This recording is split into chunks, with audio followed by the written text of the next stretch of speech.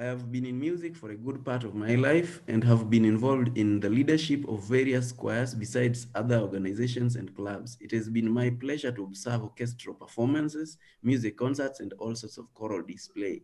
I am purely in love with music. In my view, orchestra forms one of the best analogies of what effective leadership can and should achieve. Learning about music and orchestra is such an exciting journey, full of adventure and fantastic experiences. Leadership is in any organization at any level should feel the same. Lest you get me wrong, I learned in my own way that exciting does not necessarily mean easy. It doesn't mean less pressure. It involves challenges and constraints. To me, something that is adventurous and not very predictable, where I have to maintain a positive mental attitude in order to succeed, is exciting. I hope that's clear. In any organization or group I happen to associate with, my natural tendency is to use that particular organization as a leadership lab, trying to study the affairs and various leadership styles and resulting dynamics. Using my scientific analytics background and philosophical perspectives, this has been quite a rewarding experience with highly meaningful and practicable results. I keep this always as one of my pet subjects. I am not the greatest of leaders, but perhaps one of the greatest of learners in this field. Through my observation and inferences, I have managed to predict the outcomes of various leaders. I have been able to successfully foresee an organization that's likely to phase out in the coming years. That's what someone would regard as being prophetic, which to me is merely a matter of the law of cause and effect, that what causes something to happen shall always be able to do so under the same circumstances. My nature, no, by nature, I tend to love anything challenging. The very reason I chose to study physics in college. Since leadership is one of the most challenging skills on earth, I could not help getting attracted to it. Leadership is never straight. It seems to be so before one starts to practice it. The moon always looks closer to us than it really is. Having a PhD in leadership does not necessarily make one any greater leader than one who only attained elementary education. In a way, leadership has more to do with wisdom than cleverness, just like any other practical subjects, such as business, finance, selling, etc. Leadership determines the outcome. In a symphony orchestra, there is usually a large number of participants, including the flutists, violinists, the oboists, and the organists, among others. In most cases, as the orchestra performs, these parties accompany a choral group, that is the choir. It is the singers that have the message in a language people understand. The resulting experience is more than exhilarating.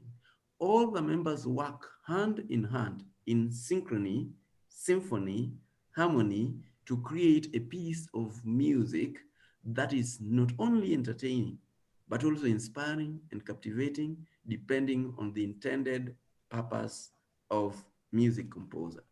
The final output from the team largely depends on how well the individual members coordinate, cooperate, and listen to each other in order to complete and not compete in a given task. How hard they work and their individual commitments to the common objective is vital. The best performances normally take an enormous amount of work, countless practice hours, and excellent leadership. As the team continues to practice and blend, depending on the leadership level of their director, the performance is bound to improve and the orchestra will become great. More and more talented members shall be attracted to the orchestra, and growth, which shall only be sealed by the effectiveness of leadership, shall be inevitable. A team, however good, it may be, cannot draw maximum benefit from an individual talent unless the talent is rightfully plugged into the team. I love to say that it is the director of music, the director of the orchestra that makes music out of the written piece. The director's interpretation and understanding of the piece and his or her ability to bring out through the individual participants that he or she has figured out of the piece is what determines the quality of the outcome. That is leadership at its best. An individual talent, that's a quote, an individual talent is not good enough unless plugged into the right position within a good team. On the contrary, when the leadership is poor, more time is wasted, members feel underutilized and fatigued. They then lose focus and interest. The output becomes horrible and members quit. No new members get attracted to the team and no great talents show interest in joining. In life, few people want to associate with failure. Majority of people want success and love to be associated with successful ventures. Whenever you see an organization struggling in one way or the other, a bigger part of blame, in most cases, squarely lie on the leadership of that organization. This is true irrespective of the nature of the organization, profit making or otherwise, volunteer or not, choir or club. Leadership is everything. Everything rises and falls on leadership. That's J.C. Maxwell's quote. The question is, do you belong to an orchestral group? In life, each and every one of us is in some form of orchestra, playing one role or the other. You could be the director, the violinist, the stage manager, or in any other relevant position. Whatever the position you may hold, you are part and parcel of the team. And your contribution, however small it may seem to be, when viewed independently, directly affects the overall output. A win for the orchestra means you too have won, and a loss means you too have lost. We must start viewing our lives this way in order to grow. We are members of a family, a company, an institution, a church, a club, an investment group, or whatever it may be. We all belong to a society. In most cases, one is a member of many different organizations.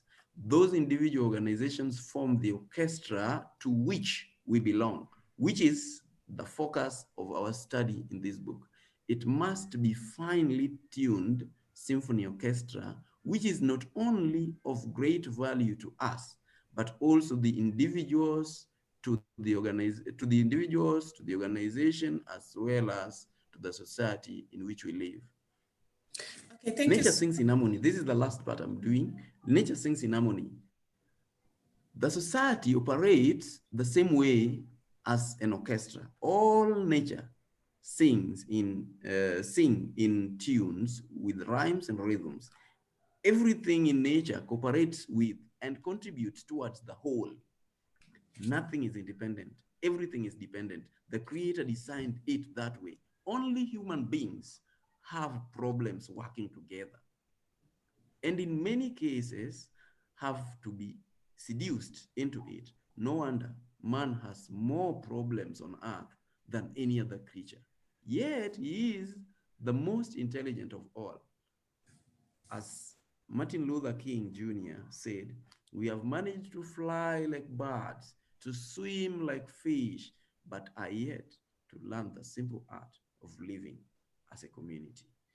That is the cause of all failure, all conflict, all disharmony, indeed, all discord. Thank you so much, Otieno Paul Peter, for taking us through the chapter that you're supposed to read today. And personally, I really find it very challenging. And if I take it from last week, we say that everyone is a leader. You're the leader of your life. So even as you're leading your life, the first question I would want to ask you is, do you belong to any orchestra group? Do you? Individuals can respond. Any Yes. one of us, which orchestral group do you belong to? Yeah. And how do you view it? Are you part of the whole? Are you growing? Are you causing growth? Or say something? Each one can contribute something. I'll be able to do some comments on the same. And even as you answer that question, just ask yourself, in this group that you're in, are you participating in the success of the group? Because you've said in an orchestra, everyone participates to the success of the group. So are you participating in the success of this group? And how are you participating in the success of this group? Can I go? Sure, Yes. Brenda. Okay, like you said, we are in very many. All of us are in different groups, and we'll start from the family, your Mm-hmm, family, whether the Yeah. one you're born in or the one you have created. mm-hmm, Um, I also find an orchestra is between me and my creator. That to me is also a group. So there's mm-hmm, my family, there's me and God, this church, which is an institution on the earth. mm-hmm. There's my neighborhood. I mean, I need to know Mama Ngure. She, when water spills out from my house, she calls me. So I need to have that good relationship, and also with the other neighbors. Other places that are the orchestras is that I am part of is like my business is also a group, an organization that I am in, and also like I said, I'm also part of volunteer groups, like in Rotary, in Toastmasters, in this SME Founders Association. So my goal is to like I said, is to help build thriving communities. So I participate, I engage, I give useful, even the different WhatsApp groups of trading marketplaces. I mean, it's just be useful and engage in there and participate. Yeah, so just to Great. help it grow and Mm, to be positive, to put in a positive vibe and to help people grow. Yeah. great. Mm. Oh, so Dr. Eda, any contribution? Okay, Patrick. Uh, as morning, as Brenda was saying, Mhm. it is also good to be part of a growing team. I'm also part of a team. I'm in charge of a number of one or two groups, especially when it comes to my church. I'm a leader there. I help build young lives, mentor them, and also show them the direction. When it comes to business forums, I'm also there, a leader in some of them. I participate helping in organizations at least revise their policies, revise their procedures by giving expert advice.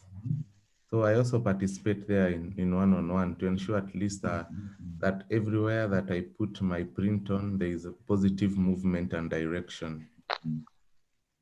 Okay, thank you so much, Patrick. Otieno Paul Peter, can you tell us about where you're plugged in and what you're doing, where you're plugged into the betterment of the orchestra? It's it's important to note that we wherever we are as part of the team, whether you are taking the lead or you are just somewhere in the middle or down, you are still playing a leadership role, at least in what you're doing. So all of us are leaders. Everyone is a leader. Number two, I have been and I am in very many leadership roles, and that's why I keep sometimes shying away from some. Yeah, occasionally people call me, I want you to be in my board. I'd like you to join this board. And I said, give me some time. When I free a few other things, I will join in. But I'm, as you know, I'm running 3 organizations. I am running, I am in charge of our, I'll just mention a few, in charge of our family life group at St. Paul's. I'm currently the moderator, who they call the chairman. I am, of course, you are also calling me chairman. So I'm chairman here. So we have an organization called Linda Vijana Initiative, Brenda. Linda Vijana Initiative. It's for taking care of the youth. We are just initiating. I am in charge of our estate, almost everything. Yes, and lots of other things for the time being, even in school, everywhere. But that's what I would like to say for now. Okay, thank you so much. Okay, Karibu Thank sana. I can see that someone who has joined us. Karibu, Dr. Godfrey Mutuma. Thank you so much for joining us. And wow, we are reading. Let me wrap it up, because now we have 10 minutes to finish, and then you will then we are going to discuss briefly from that text that we just read. From the text that we just read, we've learned one thing, that whichever component we play, we are part of the whole. And that makes us very instrumental. If we don't play our individual roles well, whether we are in the leadership level or just within our task, then we are breaking the whole. And that means we are not moving. As we've always been told, that a chain is as strong as the weakest link. So we must aim not to be that weak link. And leadership isn't easy. It's one of the toughest jobs, because we often say that thinking is the hardest labor on earth. Why is thinking the hardest labor? We'll probably discuss another day, but many people don't think. In fact, they say 3% think they think, 2% think, but a whole 95% would rather die than think. At least I usually say, I think. So,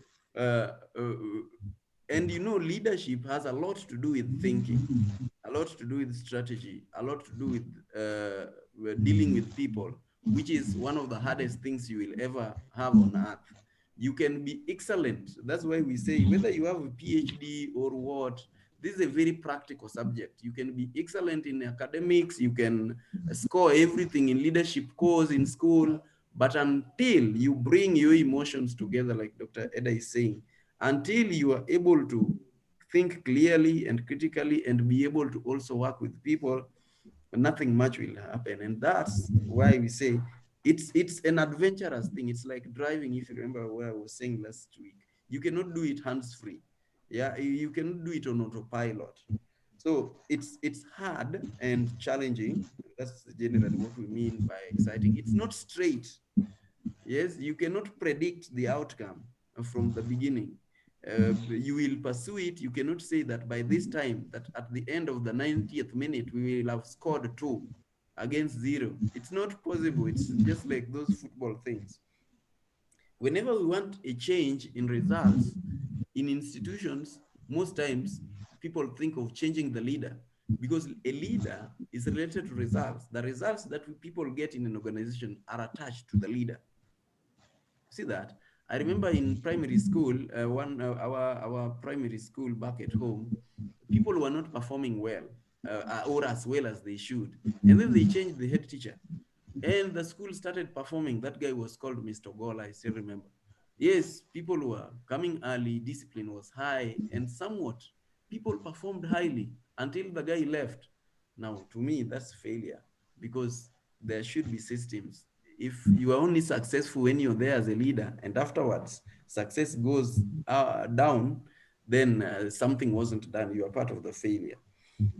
So the output of the orchestra, which is the output of your leadership position or your organization or your family and everything else, will always depend on you as an individual. It is the output of leadership. Individual contribution into the whole is very important. The director must learn the talents that are there, as we've learned, and then plug them in at the right spot so that they become producers. They are able to produce to their max, and that contributes to the whole. Now, if our team is performing, more people want to join us. If our team is not performing, no people want to join us. And I've seen this practically in all areas. When the choir is not doing well, where even the talented people feel fatigued, they want to leave, there is no progress. If the choir is doing well, everyone wants to be part of it. And they want, oh, how can I join? How can I join? That's the way results are.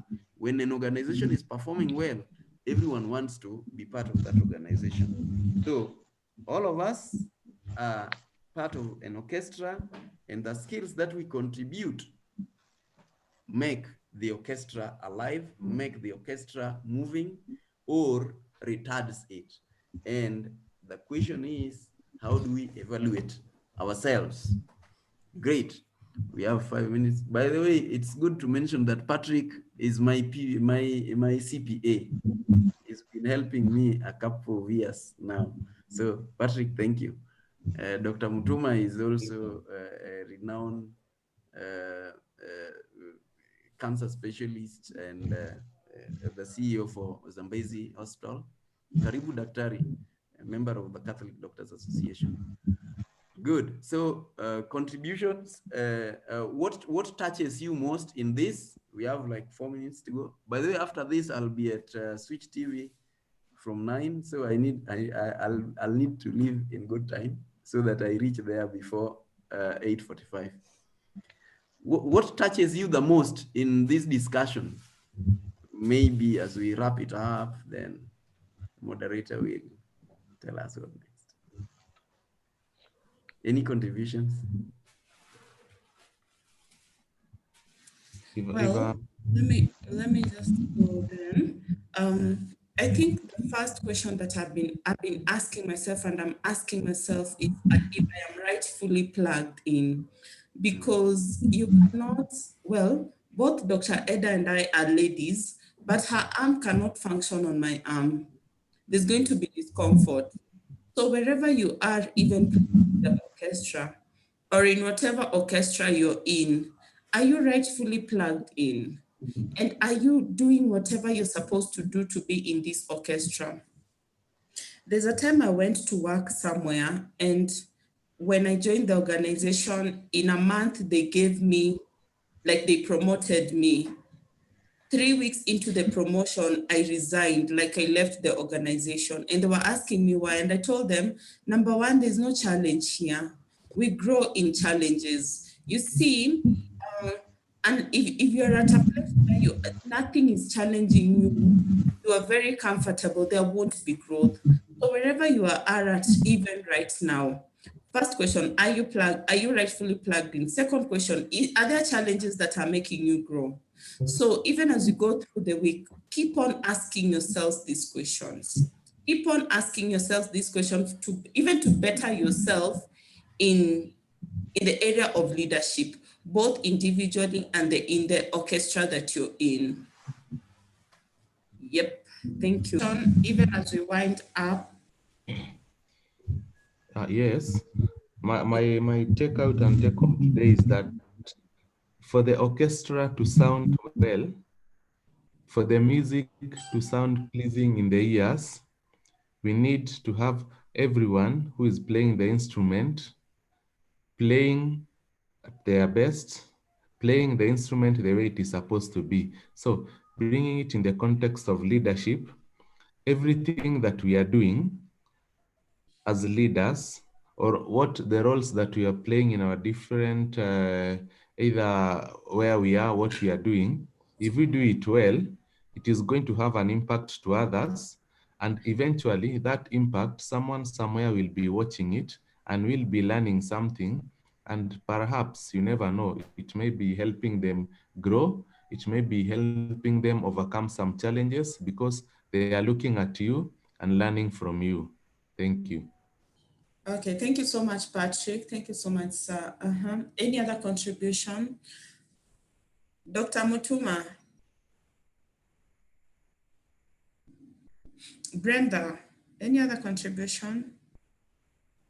Yeah, I think we just need to be the best in wherever we are in. So if you're a daughter, try to be the best daughter. If you're a mom, try to be the best mom. That way, the orchestra, wherever you are in and whatever you're doing, like Paul said, it doesn't mean you have to be there, you know, up there. But wherever you are and whatever you're doing, be the best that you can be. And to Dr. Edda, yes, you're right. Self-care is very important. You don't take care of yourself, you won't take care of anyone else. So you're also a leader to yourself. So you need to take care of yourself. Yeah, so be the best wherever you are. Very true. Anyone else? Please. Let me say that I think we will be logging in 10 minutes before time, that is 7:20, so that we catch up, we network, everyone to tell us what he or she is doing and how we can be plugged in. Noel, Pulse and Treasures, you've mentioned something very well about whether we are plugged in at the right place. It doesn't matter how talented you are. If we take number 9 and make him a goalkeeper, he will not perform. So our task today, or our question or takeaway today is, are we plugged in the right place?